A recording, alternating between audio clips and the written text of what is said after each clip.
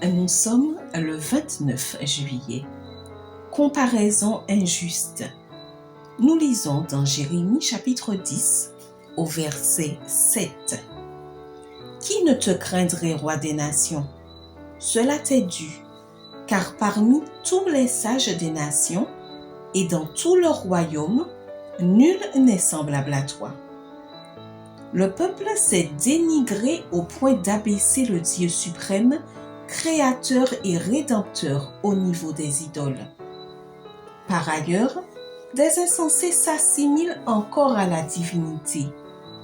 Dieu ne discute pas avec les insensés, mais les lèvres qui prononcent de telles paroles resteront muettes pour toujours.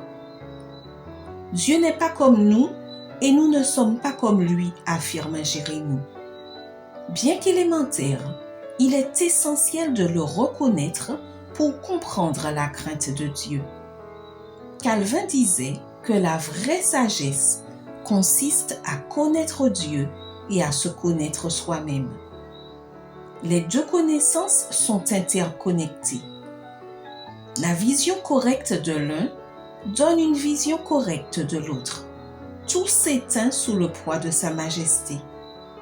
Malheureusement, certains mettent Dieu au niveau d'un coursier.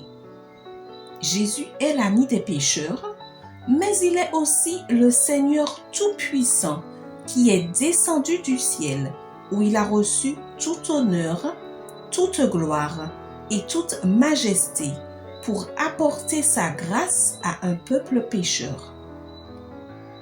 L'expression « roi des nations » est une déclaration de la souveraineté de Dieu. L'Éternel est bien plus que le Dieu des Juifs. Il est le Tout-Puissant, le Dieu de l'univers. Car le règne est à l'Éternel, il domine sur les nations. Il mérite toute révérence, tout honneur, toute gloire et toute louange. Ses attributs sont absolus, magnifiques, éternels, immuables et omniprésents. Plus nous connaîtrons Dieu, plus nous nous rendrons compte de ce que nous sommes à ses yeux et plus nous tremblerons devant lui. L'homme ne saurait trouver Dieu par ses propres recherches. Qu'aucune main présomptueuse n'essaye donc de soulever le voile qui nous cache sa gloire. Que ses jugements sont insondables et ses voies incompréhensibles. Il nous donne une preuve de sa miséricorde en dissimulant sa puissance. Aucun mortel ne peut pénétrer le secret dans lequel habite et opère le Tout-Puissant. Nous ne pouvons comprendre de lui que ce qu'il consent à nous révéler pour notre bien.